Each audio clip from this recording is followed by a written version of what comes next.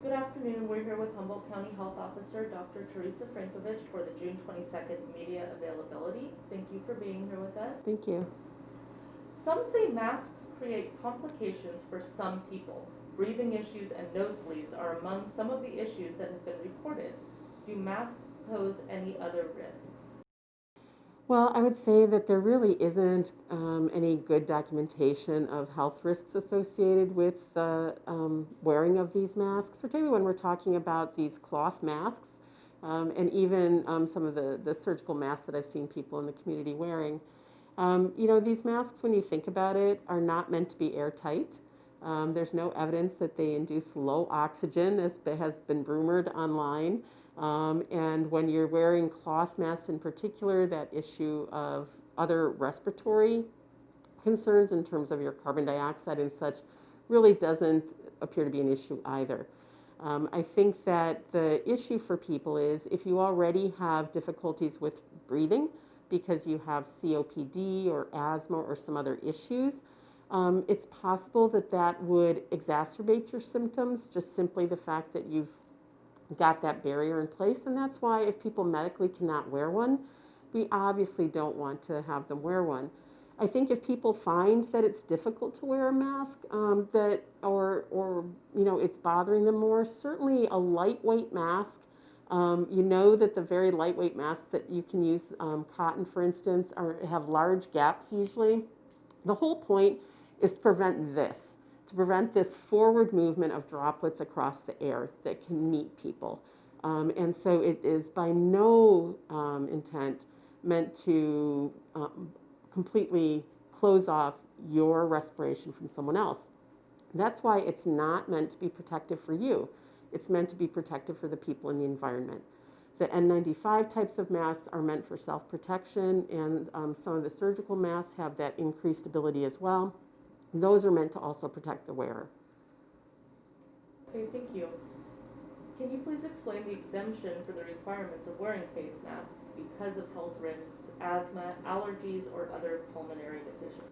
And again, I think we just sort of reviewed that. And again, if you, some masks do have the potential to increase sort of the work of breathing, particularly if they're very, tight masks or very thick masks, there is that potential in individuals who are already working hard to breathe. So again, I just recommend lightweight masks if people can tolerate them. Excellent. How does Humboldt County's requirements stay the same or deviate from the face mask requirements that Gavin Newsom announced last week? Well, I think the principal difference really is the age range for the use of masks in children. Our local order had that they were strongly encouraged in children under 12, but above the age of 2. Whereas the governor's order really specifies or does not specify that age breakdown, just notes children under 2 should not wear masks, as we had previously stated. Interestingly, in the first release, the governor, there was some language in there that talked about exemption in the school setting or childcare. That language has since been removed, and so we're actually asking for clarification on that. What is the intent of that? From the state's end in terms of, for instance, its applicability to school time. Okay. Over the weekend, the Food and Drug Administration announced 9 hand sanitizers which could be toxic if used. How can we tell if certain sanitizers may be toxic when absorbed through the skin or ingested?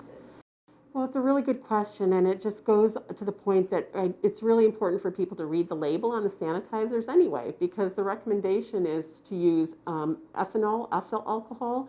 Hand sanitizers is really the best all-around sanitizer, but it should be at least 60% ethyl alcohol in there for effectiveness.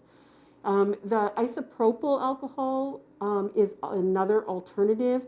However, that one specifically, for instance, we are not recommending for use in kids under 9 unsupervised because it does have some potential to be absorbed through the skin, and we just want to be sure that children, young children especially, are not drinking or using too much of the hand sanitizer.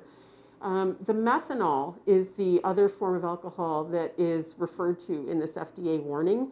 That's a highly toxic product that should not be used in a hand sanitizer.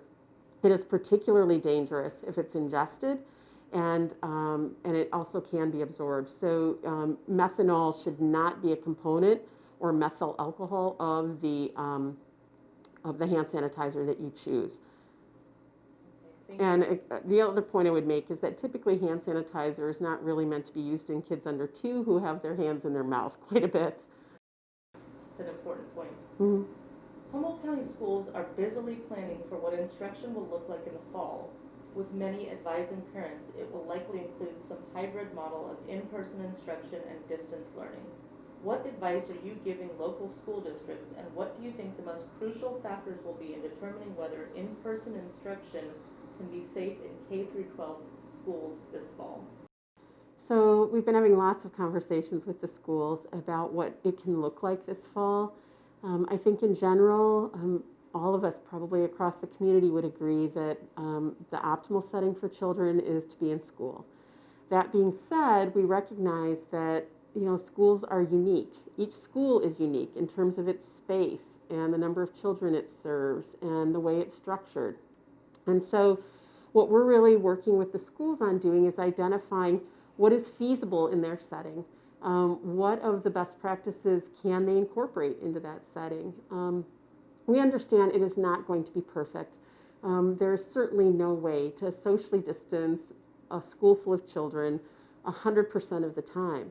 What we're looking at is to really try and structure it so that for most of the day, children are able to distance in some fashion, particularly older children, and looking at some creative solutions in the lower age classrooms where the classrooms are stable all day, and see what is able to be done. The California Department of Public Health school guidance actually uses a lot of language that talks about as recommended or as practical in the school setting. And so I think we can't really let the whole idea of trying to drive perfection keep us from moving forward. We know that no matter how careful we are in the school setting, there are going to be cases of COVID among children in school. It is pretty much inevitable. So that being said, all of these safety measures that we can put in place can help to reduce transmission in that setting, and that's really our goal. What do you think about forming pods or bubbles, or 2 or 3 families or households agreeing to socialize together while strictly following other shelter-in-place restrictions and working to limit COVID exposure? Are there guidelines regarding how this can be done safely, and do you view it as a viable way to limit risk while meeting some of the social, childcare, and support needs local households face? So it's a really good question, and there's a fair amount of information out there about sort of constructing these social bubbles. Personally, when I look at a lot of the language around it, it's a bit complicated in terms of how to actually negotiate this.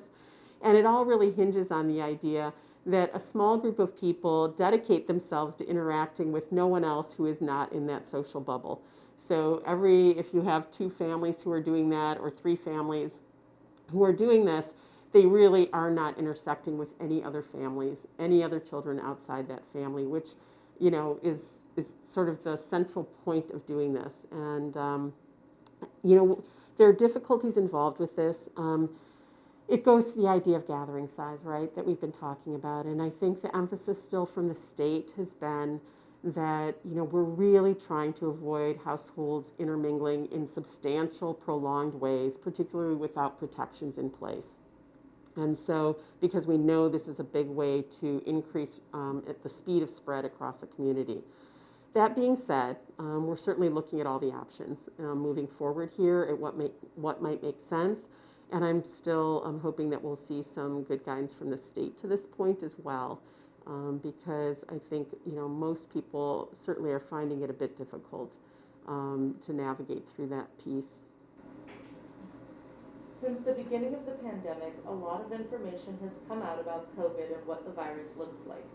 Are you able to provide residents with an update on what we know about the virus, specifically when it comes to means of transmission, droplets in the air versus particles on surfaces, the age range of patients, is it really only affecting older individuals or a mix of ages, and what the most common symptoms are that warrant a person to be tested? So it's a great question and well timed because we're really just working on finalizing our dashboard, and we'll be actually reporting on this. So for instance, the range of symptoms that people have with this will be presented on that dashboard. The age range of patients, obviously, we are reporting out as well, and we're seeing certainly a mix, probably skewing actually more towards younger adults in this mix than older adults right now in terms of being diagnosed. And that is sort of supported by our hospitalization rates. It's tending to be more of those younger age individuals who are less at risk for serious disease than some of the older individuals as well.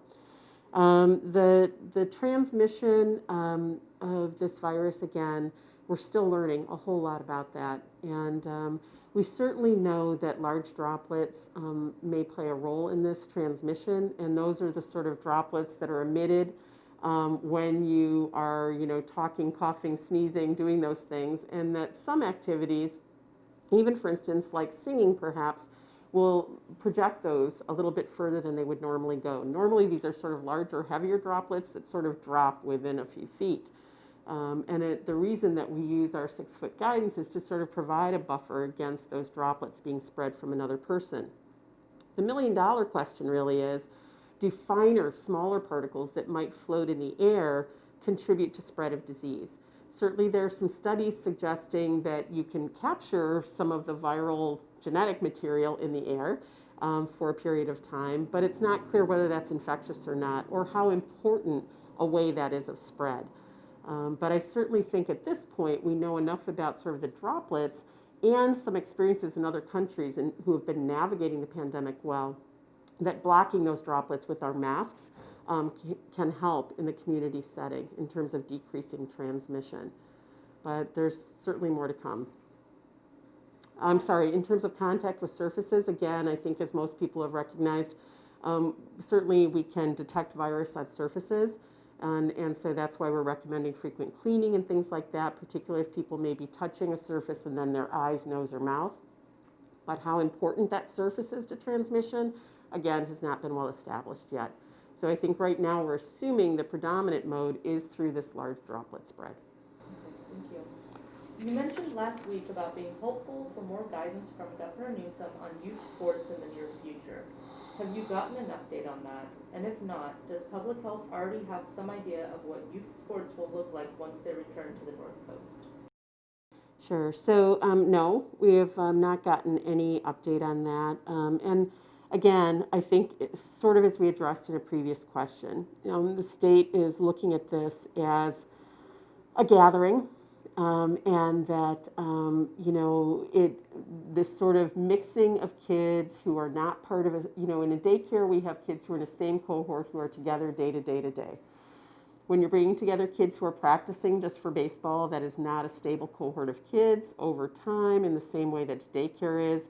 If you bring another team into the mix, that adds a whole nother group of children. And if you bring in a team that's traveled from somewhere else, you bring in to that mix whatever the conditions are potentially in that area as well. And so, my desire on all this is not to have children out of sports, but to be able to do so safely. The state has made it clear with questioning that it is not to operate until state guidance has been released on this, and we have not received it. And therefore, it should not be operating now, in spite of the fact that I recognize that apparently it is. My concern is that without that guidance in place and without some assurance that people are actually following the guidance in terms of recommendations on masking and hand sanitizing and how we interact in that sort of youth sports setting, I have concerns about its safety. Excellent. Thank you so much. Thank you.